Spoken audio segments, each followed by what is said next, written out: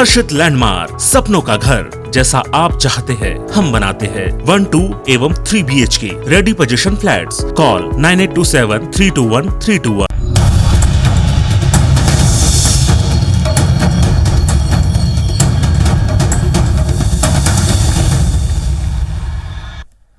नमस्कार, आप देख रहे हैं IBC 24। मैं हूं आपके साथ विजय कुमार। छत्तीसगढ़ में सड़कों की दुर्दशा को लेकर कांग्रेस और भाजपा ट्वीट करके एक दूसरे पर आरोप प्रत्यारोप कर रही है। भाजपा ने ट्विटर पर लिखा, गड्ढे से भरी सड़कें, कहीं कीचड़ तो कहीं धूल का गुबार, दुर्घटना से हो रही है मौतें, सो रही है राज्य सरकार। कभी कागजी घोषणाओं से बाहर आए राज्य सरकार। भाजपा के इस ट्वीट पर कांग्रेस ने पलटवार करते हुए लिखा कि ये ट्रक के पीछे की शायरी ना लिखा करो, ये ट्वीट तुम्हारी नाकामियों का आईना है, डिलीट करके मत भागना। कांग्रेस ने लिखा कि ये नवा छत्तीसगढ़ है, यहां सड़कें नहीं उखड़ती, 15 साल की सरकार उखड़ती है। तो सड़कों की हालत पर किस तरह सियासत हो रही है, बजाय सड़कें सुधारने के एक दूसरे की इमेज पर वार पलटवार हो रहा है। हालांकि बीजेपी विपक्ष में है तो वो अपना काम जरूर कर रही है, लेकिन सड़कों की हालत को लेकर जो कांग्रेस की तरफ से ट्वीट आया है, इसका अलग अलग सुर में विरोध भी हो रहा है। बीजेपी अपने अपने स्तर पर ट्वीट करके विरोध भी कर रही है।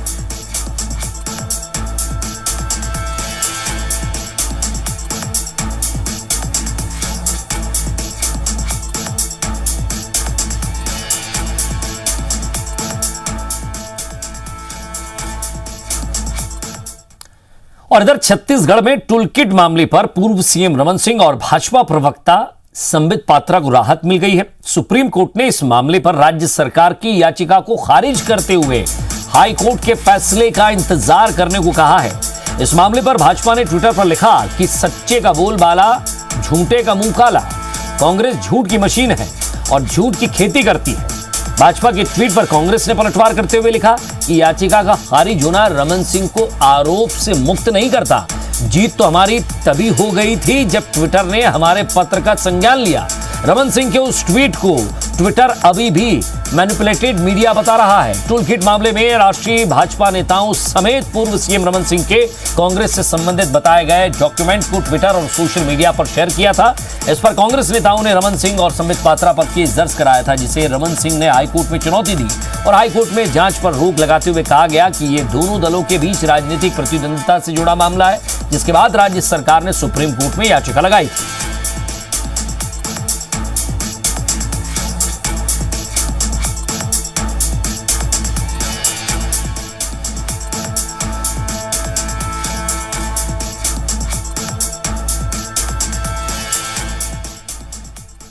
इस पूरे मामले में निश्चित तौर पे सत्य और न्याय की जीत हुई है।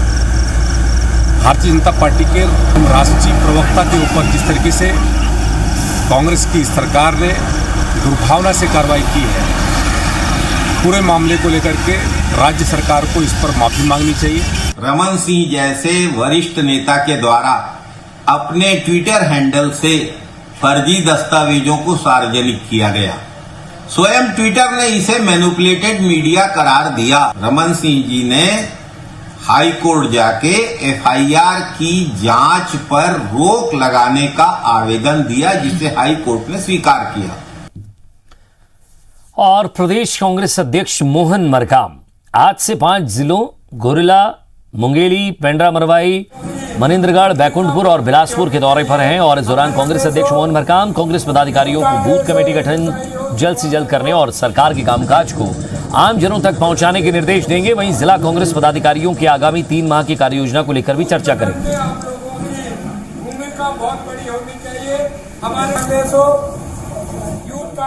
कार्यकर्ताओं से निवेदन करना चाहता हूँ, बूथ गठन में आप लोगों की भूमिका बहुत बड़ी होनी चाहिए। हमारे संगठन के प्रभारियों, हमारे विधायक महोदय और हमारे चाहे महिला कांग्रेस हो, यूथ कांग्रेस हो, NSI हो, सेवा दल हो, समस्त मेंटल ऑर्गेनाइजेशन के साथियों का और आपको जिस तरह से बताया कि जहां तक बूथ कमेटी का सवाल है, उसको लेकर आज प्रदेश कांग्रेस अध्यक्ष मोहन मरकाम ने 5 जिलों के दौरे के तहत गोरेला पिंडरा मरवाई पहुंचे थे, जहां वो बूथ कमेटी के गठन में शामिल हुए। जहां उन्होंने कमेटी के गठन के दौरान गांव वालों से 1-to-1 चर्चा की। उन्होंने कहा कि संगठन का काम प्रदेश के कार्यकर्ताओं को एकजुट रखकर चुनाव लड़वाना होता है और हम उसी काम में जुटे हुए हैं। आपके बीच हम लोग आए हैं। सबसे पहले तो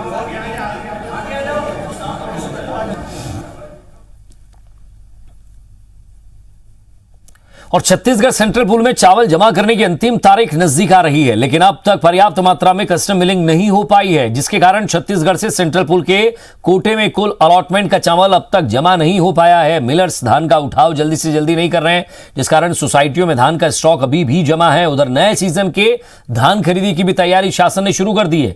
धान खरीदी केंद्रों और सोसाइटियों में रखे धान के उठाव के मामले में खाद्य मंत्री अमरजीत भगत का कहना है कि वो धान सेंट्रल पूल के कोटे का है, जिसकी कस्टम मिलिंग की जा रही है। धान बचा हुआ है तो वो किसी का वो रिजर्व कोटा है, उसको आप नहीं छू सकते हो। सेंट्रल पूल के लिए उसका मिलिंग चल रहा है, सेंट्रल पूल में जमा होना उसका 30 सितंबर तक का डेट है चावल जमा करने का, और मुझे उम्मीद है कि ये डेट और आगे बढ़ेगा। और 27% आरक्षण की मांग को लेकर भाजपा ओबीसी मोर्चा ने प्रदेश सरकार के खिलाफ बड़े आंदोलन की तैयारी शुरू कर दी है। इसके तहत बीजेपी ओबीसी मोर्चा जिला स्तर पर सभी वर्ग की मीटिंग लेकर इसकी रणनीति तैयार कर रहे हैं। बीजेपी ओबीसी मोर्चा के प्रदेश अध्यक्ष अखिलेश सोनी ने बताया कि बीजेपी ओबीसी के राष्ट्रीय अध्यक्ष की उपस्थिति में पिछले दिनों हुई प्रदेश कार्य समिति की बैठक में 27% आरक्षण की मांग को लेकर प्रदेश सरकार के खिलाफ मोर्चा खोलने का राजनीतिक प्रस्ताव पारित किया था। अखिलेश सोनी ने प्रदेश की कांग्रेस सरकार पर आरोप लगाते हुए कहा कि विधानसभा चुनाव के पहले ओबीसी वर्ग को रिझाने के लिए कांग्रेस ने 27% आरक्षण देने का वादा किया था, लेकिन चुनाव के बाद कांग्रेसी वादा भूल गए। अब बीजेपी ओबीसी मोर्चा प्रदेश स्तर पर धरना प्रदर्शन आंदोलन कर प्रदेश सरकार को उनका वादा याद दिलाएगी।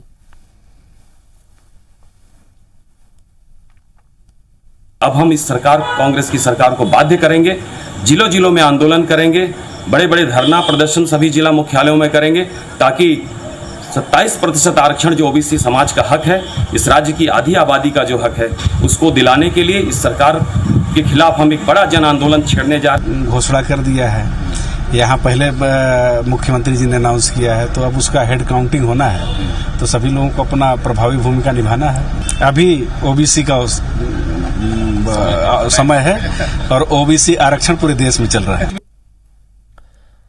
नया रायपुर के सैकड़ों किसान एक बार फिर अपनी समस्याओं को लेकर लामबंद हो रहे हैं। बुधवार को किसानों ने एनआरडीए दफ्तर के सामने लगभग 3 घंटे तक धरना दिया है। किसानों का आरोप है कि एनआरडीए प्रशासन उनकी मांगों को लेकर गंभीर नहीं है। किसानों का आरोप है कि 2 साल से उन्हें वार्षिक राशि का भुगतान ऑडिट आपत्ति के नाम पर नहीं दिया जा रहा है। साथ ही उनकी जमीन के बदले उन्हें जमीन का हिस्सा दिया गया था, लेकिन ये अलॉटमेंट अब तक सिर्फ कागजों में है।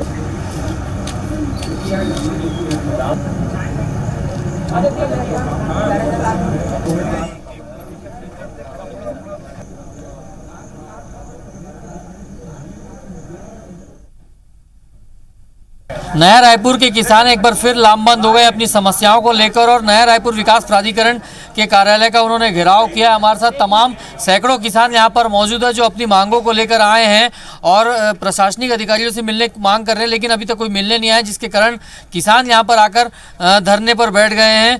तमाम किसान यहाँ पर मौजूद, उनसे बात करते हैं, क्या कुछ कहेंगे। बताइए आप लोग यहाँ पर आए, क्यों आए यहाँ पर?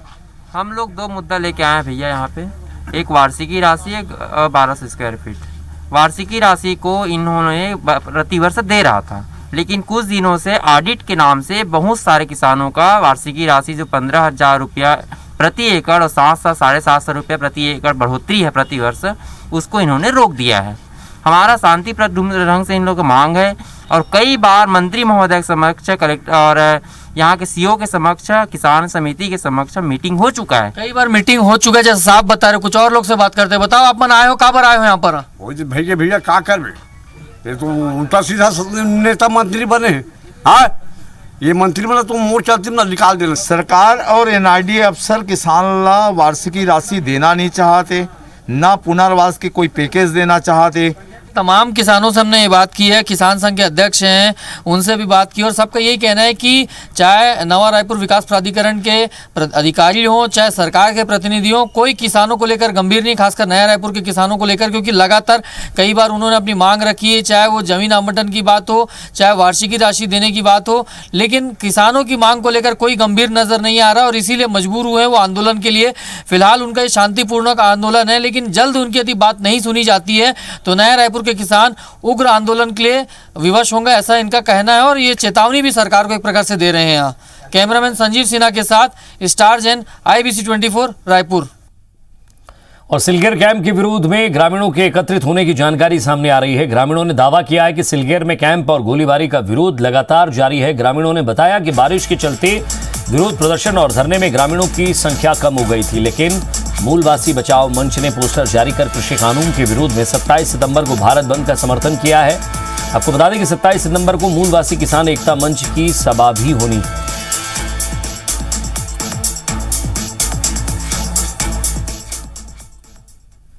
बिलासपुर में कांग्रेस नेता और मंत्री टीएस सिंहदेव के करीबी प्रदेश कांग्रेस के सचिव पंकज सिंह के खिलाफ एफआईआर के मामले ने तूल पकड़ लिया है। शहर विधायक शैलेश पांडे कार्रवाई के विरोध में खुलकर सामने आए। उन्होंने पुलिस पर गंभीर आरोप लगाते हुए कार्रवाई को राजनीतिक और दुर्भावनापूर्ण बताया है। इस मामले ने तब और तूल पकड़ा जब सिम्स के कर्मचारी तुराचंद तांडे की रिपोर्ट पर प्रदेश कांग्रेस के सचिव और मंत्री टीएस सिंहदेव के करीबी पंकज सिंह के खिलाफ कोतवाली पुलिस ने सरकारी काम में बाधा समेत अन्य गैर जमानती धाराओं के तहत एफआईआर दर्ज की गई। इसकी जानकारी मिलते ही विधायक शैलेश पांडे और मंत्री समर्थक कार्यकर्ताओं ने कोतवाली थाने का घेराव कर दिया। विधायक खुद ही पंकज सिंह के साथ लेकर गिरफ्तारी देने थाने पहुंच गए, जिसके बाद थाने में हंगामा और नारेबाजी होने लगी। विधायक शैलेश पांडे ने आरोप लगाया कि टीएस सिंहदेव का समर्थक और करीबी होने के कारण पंकज सिंह को टारगेट किया जा रहा है। पहले गरीबों को चावल देने के मामले में उन पर एफआईआर की गई, अब एक जरूरतमंद मरीज की मदद करने पर कार्रवाई की गई है। छत्तीसगढ़ पर्यटन मंडल के अध्यक्ष अटल श्रीवास्तव का कहना है कि बिलासपुर विधायक का बयान अनुशासनहीनता की श्रेणी में आता है। उनके बयान पर पार्टी में चर्चा होगी। उन्होंने पुलिस कार्रवाई को न्याय संगत बताते हुए कहा कि पुलिस के ऊपर कोई दबाव नहीं है।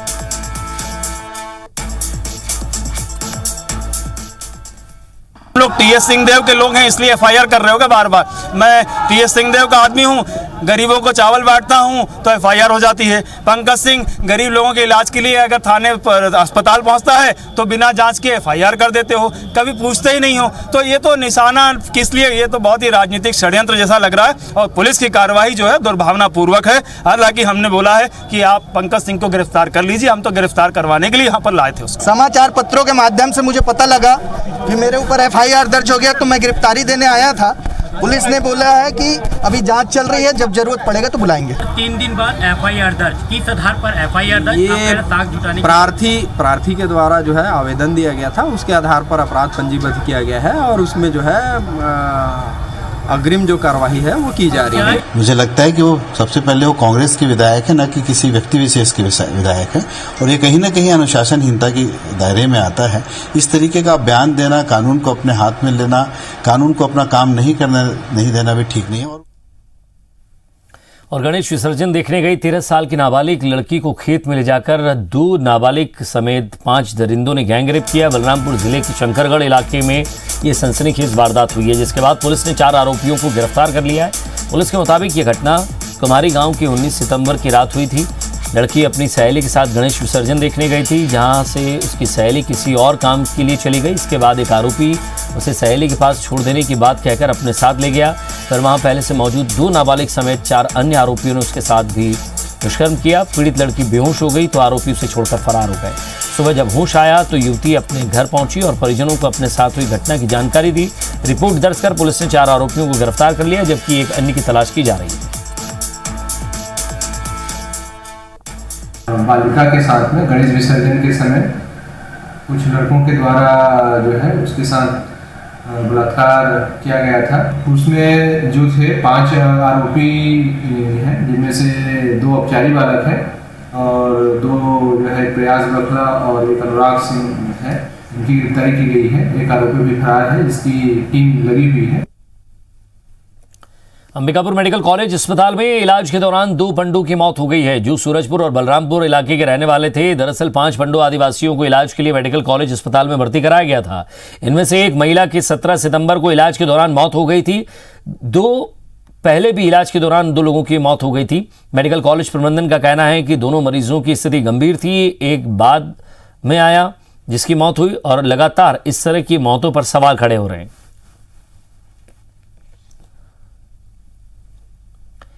और बस्तर इलाके में लोगों तक बेहतर स्वास्थ्य सुविधा पहुंचाने के लिए प्रशासन का प्रयास जारी है और इसी सिलसिले में अबूझबाड़ इलाके में 4 बड़े पुल बनाए जा रहे हैं। वहीं जगदलपुर के इंद्रावती नदी में पुराने पुल के स्थान पर नए पुल का निर्माण और बिंता सतपुर से धर्माबेड़ा के बीच इंद्रावती नदी पर 24 करोड़ 26 लाख 39,000 रुपए की लागत से पुल के निर्माण कार्य का भूमि पूजन सीएम भूपेश बघेल ने वर्चुअली किया था। इसके अलावा ओडिशा को बस्तर से जोड़ने वाले मुख्य मार्ग के गोरियाबहार नाले में भी नए पुल का निर्माण शुरू होने के कगार पर है। इसके अलावा बीजापुर जिले के बेदरे से दंतेवाड़ा जिले के मुचनार और इंद्रावती नदी पर आधा दर्जन पुल बनाने की तैयारी है। दंतेवाड़ा जिले में पाहुनार घाट पर पुल का निर्माण लगभग पूरा हो चुका है। बड़े करका और कटरू इलाके में भी पुल निर्माण का काम सुरक्षा इंतजाम के बीच किया जा चुका है।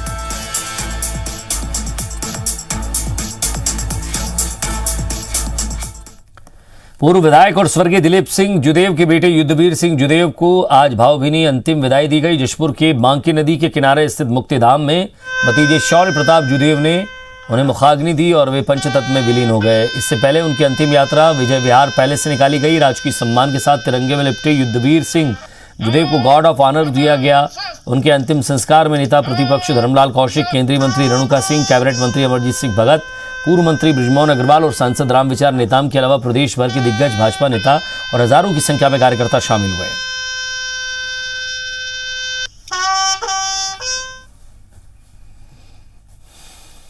युद्धवीर जी का राजनीतिक जीवन, पारिवारिक पृष्ठभूमि जिस प्रकार से रही है और अकस्मात जाना न केवल परिवार के लिए, जशपुर जिला के लिए, बल्कि पूरे प्रदेश के लिए क्षति है, भारतीय जनता पार्टी के लिए क्षति है।